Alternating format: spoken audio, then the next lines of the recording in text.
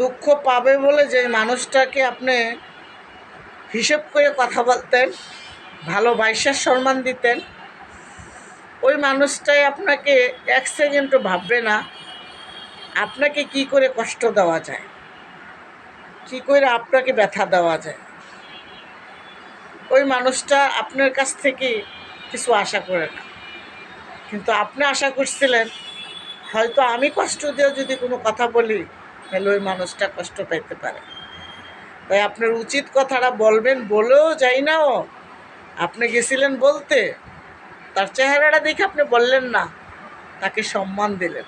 আর সে আপনাকে এমনভাবে সম্মান দিল যা আপনাকে বুঝিয়ে দিল সব জায়গায় যাওয়া যায় না। তাই বন্ধুরা, সব জায়গায় যাবেন না, হাত বাড়িয়ে কাউকে উপকার করতে যাবেন না, তাহলে দেখবেন আপনাকে একদম সস্তা ভাববে, সস্তা, যা এই বাজারে কোনো দ্রব্যমূল্যের দামও সস্তা না।